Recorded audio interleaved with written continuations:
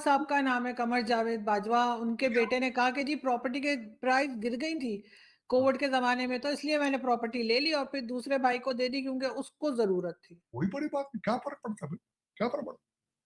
भाई लंदन सारा आपका, टोरंटो आपका, अमेरिका आपका, क्या फर्क पड़ता? कोई फर्क नहीं पड़ता। कुछ भी नहीं होगा इस सोसाइटी में, मैं गारंटी कर देता हूं, गारंटी कर रहा हूं, 76 घंटे के बाद ये खबर खत्म। हम्म। ये ड्राइंग रूम टाकर भी नहीं रहेगा, चैटर नहीं रहेगा। क्योंकि देखें, जब जमीर मुर्दा हो चुके हो, जब जमीर मुर्दा हो चुके हो, वहां वहां इस खबर का क्या फर्क पड़ता? वहां खबर क्या होगी कि फला अफसर को। नमस्कार दोस्तों, स्वागत है आप सभी का हमारे YouTube चैनल डिजिटल रेजिमेंट्स में। जैसा कि आपको पता है दोस्तों, हम आपके लिए एक से एक लेटेस्ट न्यूज़ लेकर आते रहते हैं। वैसे ही एक लेटेस्ट न्यूज़ के साथ फिर हाजिर हुए आपके सामने।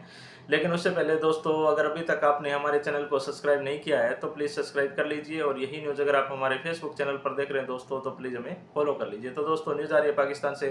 पाकिस्तान के हालात आप सभी जानते हैं कि पाकिस्तान की अर्थव्यवस्था बिल्कुल डगमगाई हुई है और भुखमरी और गरीबी से पहले से पाकिस्तान जूझ रहा है। इस और साथ में महंगाई की मार भी इतनी ज़्यादा झेल रहे हैं। और जो जो भी तकरीबन सरकार आती है वो एक एक पैसे की मोहताज होती है और हर दिन IMF के पास जाती है, पैसा मांगती है, या किसी और देश के पास जाते हैं और फंड इकट्ठा करते हैं, भीख मांगते हैं, कटोरा लेकर जाते हैं। लेकिन जो भीख मिलती है उसका कोई भी यूज़ पाकिस्तान के अंदर नहीं किया जाता है। उसका टोटली पर्सनली तौर पे यूज़ किया जाता है। और उसी से रिलेटेड एक नया खुलासा हुआ है पाकिस्तान के अंदर, जिसमें ज़्यादातर इसी सरकार के नेता हैं जिन्होंने दुबई के अंदर फ्लैट्स वगैरह खरीदे हैं या ज़मीनें खरीदी हैं।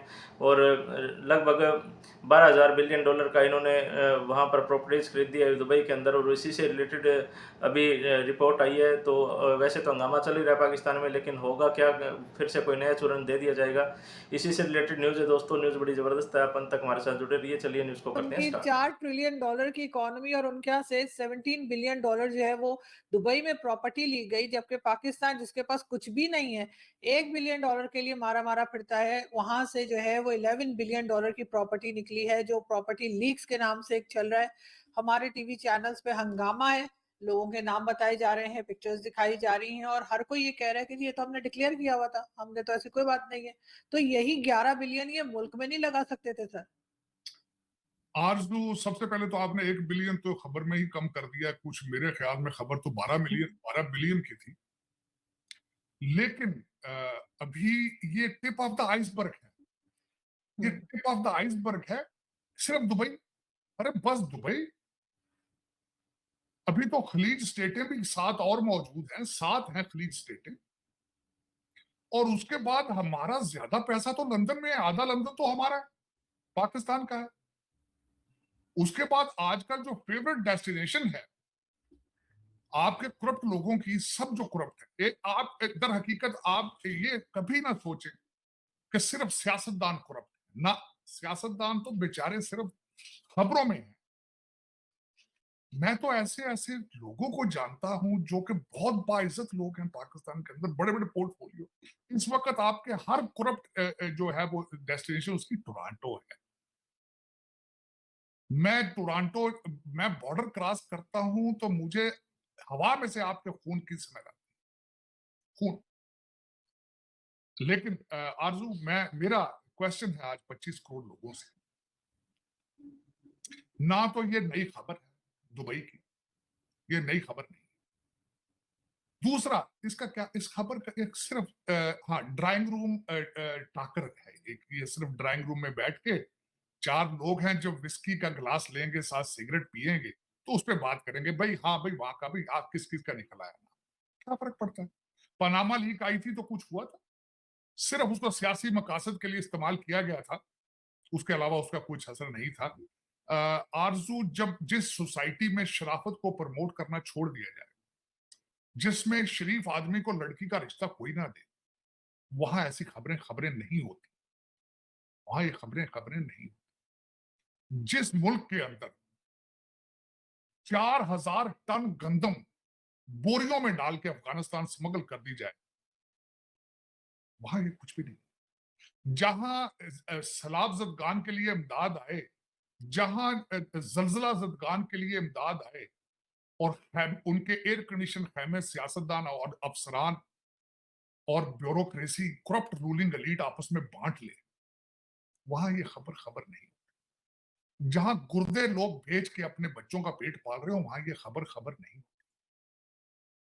यहां दिन दिहाड़े इस्लामाबाद में डाके हों, वहां खबर खबर नहीं होती। जहां रेड जोन के अंदर जुर्म हो रहे हों और आपकी पुलिस और मीडिया उसको खबर ना बनाए, वहां ये खबर खबर नहीं।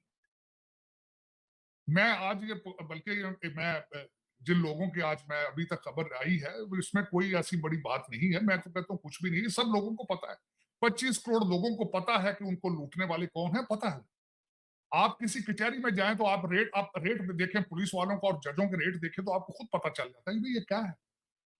जरदारी साहब है, मुशर्रफ साहब का नाम है, नकवी आपके उनके मोहसिन नकवी साहब की बीवी का नाम है, हुसैन नवाज है, शर्जील मेमन है, फैसल वाडा है, शौकत अजीज है, हामिद मुख्तार साहब है, ओमनी ग्रुप के सोराब दानिश शाह हैं, मेजर जनरल गजनफर अली हैं, मेजर जनरल महसूद तारक है, एयर मार्शल सलीम तारक है, ओजीडीसी के जाहिद मुजफ्फर हैं। क्या है? कुछ भी नहीं भाई। खबर तो तब बने किसी गरीब आदमी का नाम उसमें आ जाए गलती से यार। मैंने तो आज सुबह ट्वीट किया, मैं कहा यार मजाकन, मैंने कहा शुक्र अल्हम्दुलिल्लाह मेरा नाम भी है उसमें भाई।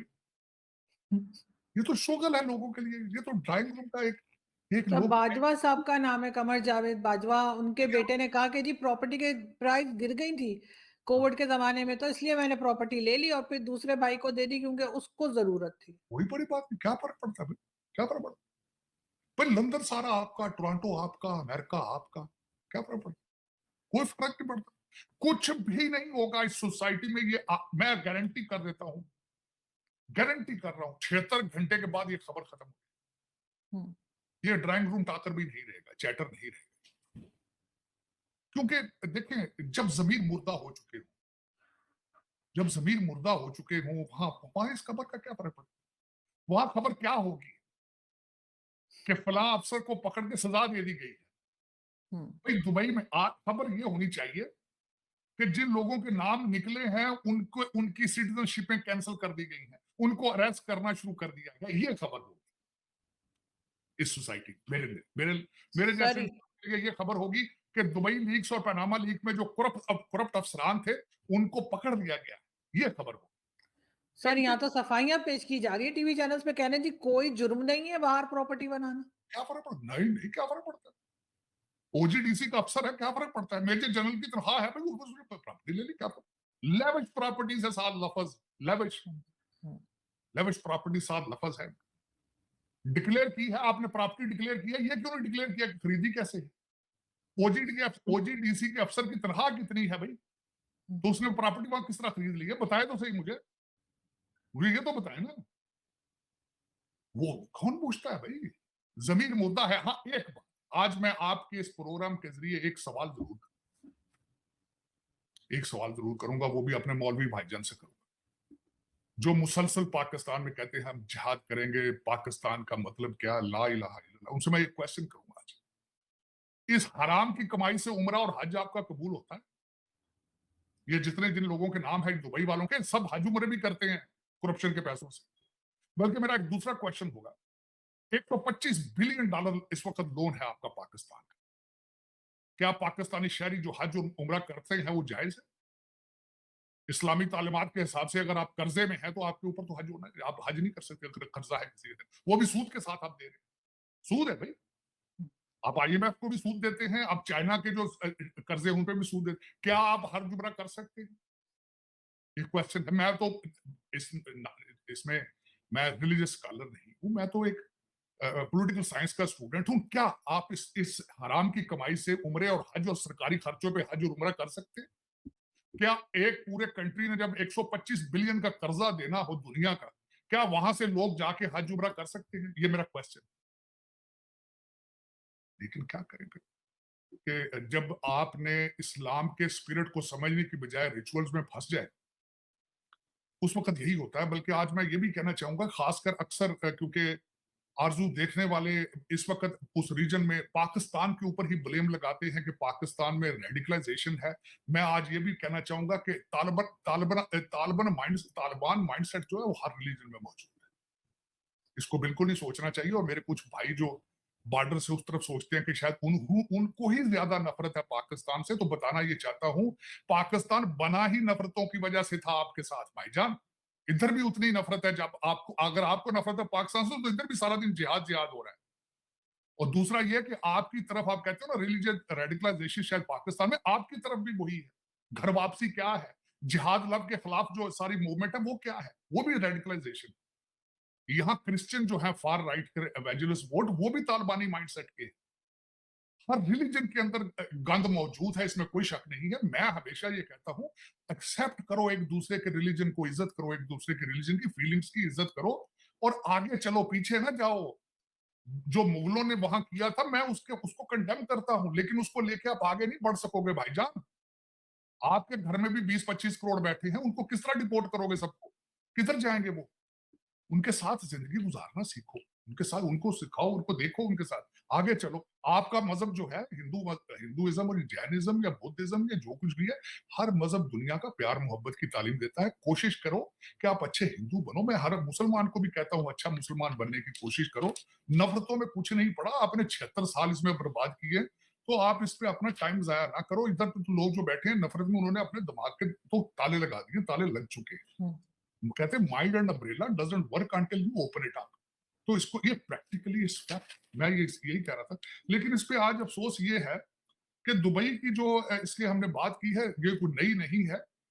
काश इसके साथ दुबई की, लंदन की भी कोई निकाली जाती लिस्ट, कोई इस वक्त आपकी सिटीजनशिप की भी लिस्ट निकाली जाती। आपके तो इस वक्त आधे जज जो है फॉरेन सिटीजन।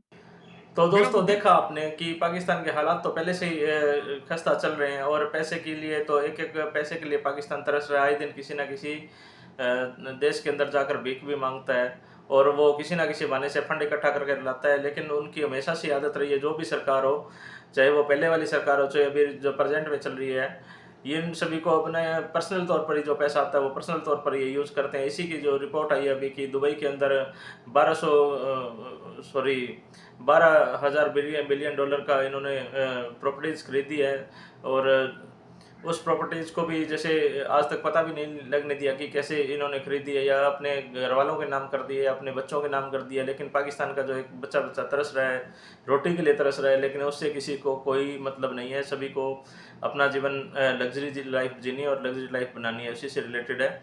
और दोस्तों न्यूज़ आपको कैसी लगी हमें कमेंट करके ज़रूर बताइएगा, और जल्दी हाजिर होते हैं दोस्तों एक नई न्यूज़ के साथ में। तब तक के लिए जय हिंद, जय भारत, वंदे मातरम।